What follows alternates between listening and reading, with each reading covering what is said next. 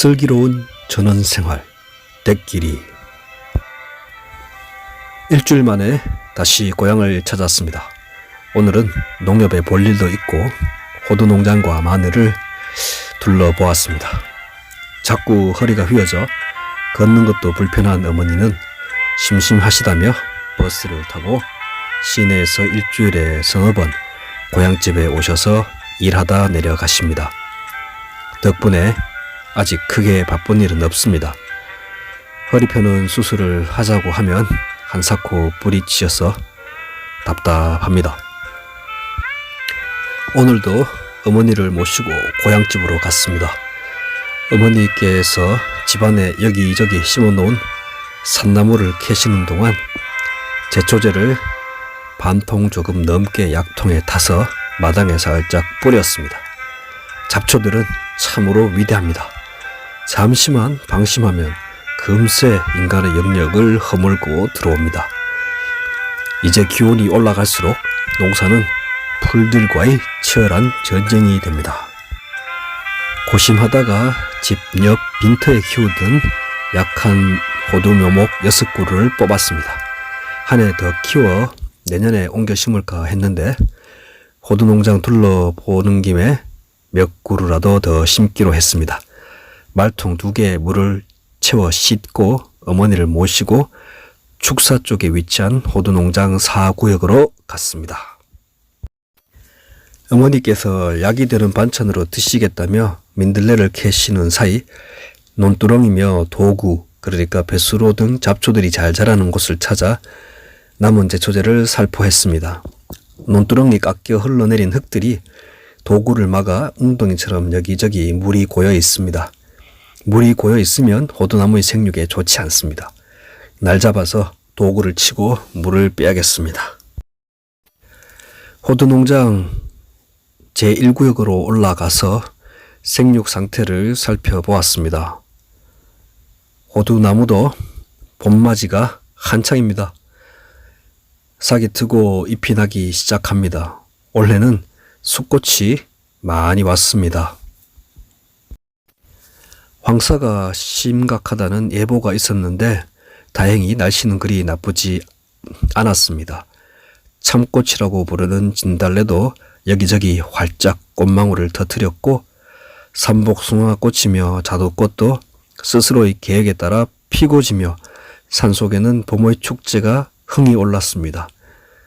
내가 좋아하는 살구꽃은 이미 지고 없습니다. 문득 해마다 깜빡 잊고서 맛도 못 본 두릅 생각이 떠올랐습니다. 매년 쫓기듯 일만 하다 가느라고 귀한 먹거리를 옆에 두고도 그냥 지나쳤습니다. 이제는 한 걸음 늦더라도 천천히 즐기며 살아야겠습니다.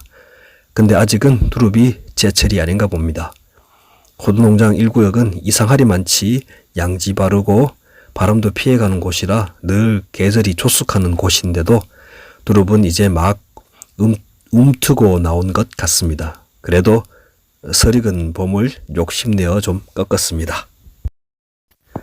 호두나무가 죽은 자리가 보기 싫어 어린 묘목을 6그루 심었습니다.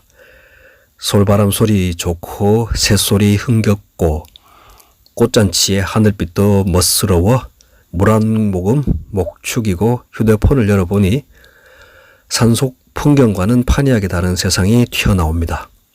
더러운 탐욕의 세상을 훔쳐보며 자연 속에서 정화되던 내 영혼이 다시 혼미해집니다. 장은 오르는데 내 종목은 폭락 혹은 떡락 중이고 다행히 암호화폐는 형편이 낫습니다. 도시와 농촌의 양다리를 걸치고 사는 게 이제는 익숙해진 지 오래입니다. 서로 다른 세상을 오가는 멀미도 없습니다. 마치 2개의 다른 세상을 오가는 통역사가 된 듯합니다.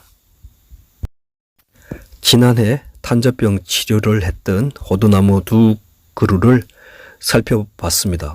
한 그루는 잘하면 소생할 것 같은데 다른 한 그루는 살아 돌아오지 못할 듯합니다.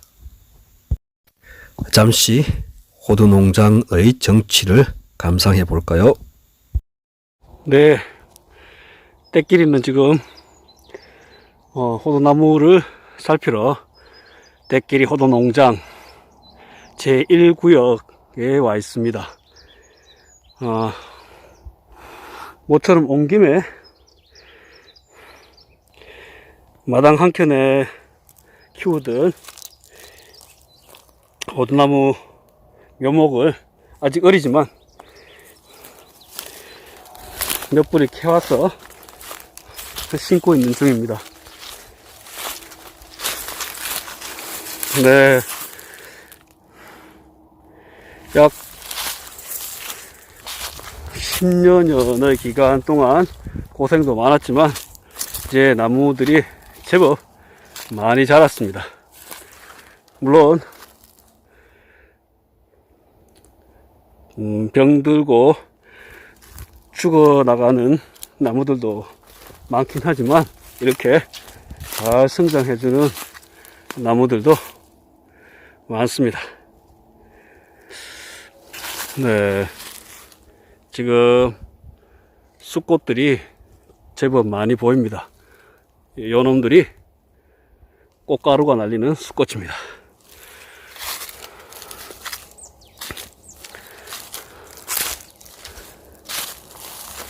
멀리 영천 상주간을 달리는 차 소리들이 들려오고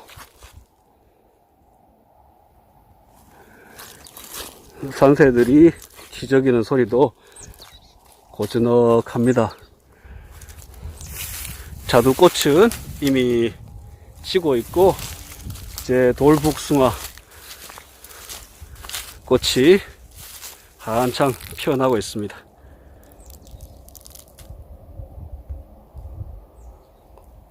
솔바람 소리, 새소리 참 평화롭고 아름답습니다. 네, 이 나무는 개암나무, 네, 헤이즐넛이라고도 하나요?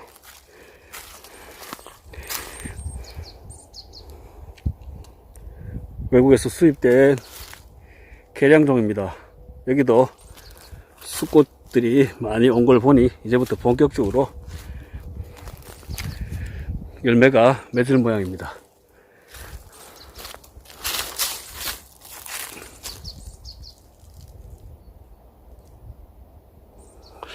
오늘 황사가 심각하다고 경보가 발동했는데 그래도 그나마 날씨는 괜찮은 편입니다. 자, 대끼리는 본래 하던 일로 돌아가도록 하겠습니다.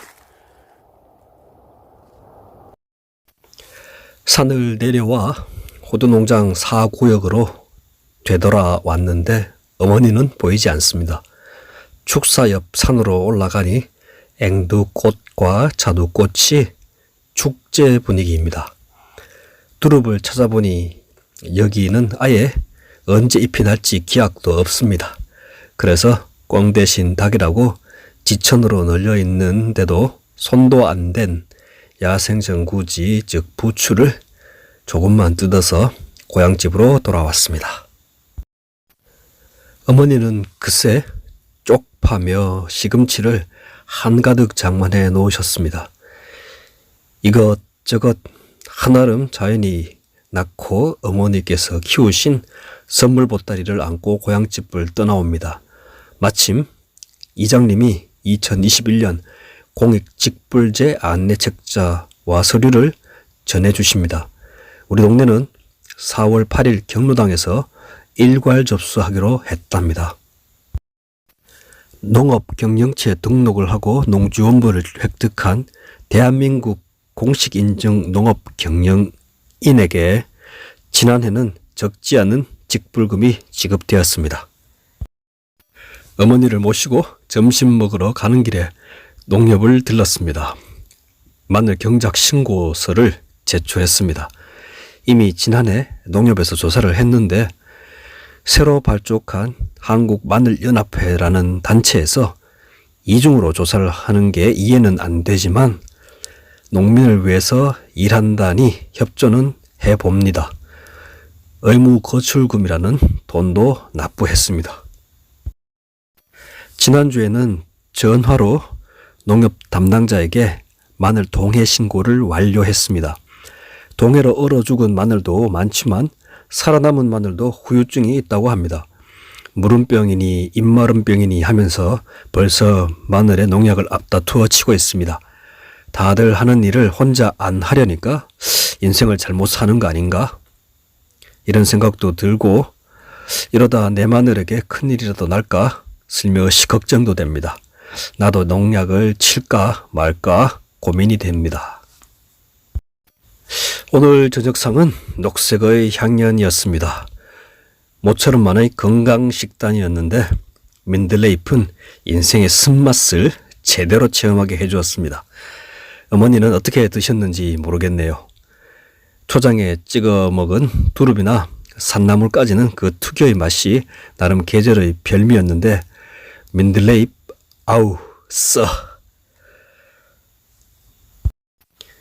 어설픈 농부의 슬기로운 농촌 생활 이야기는 다음 주에도 이어집니다.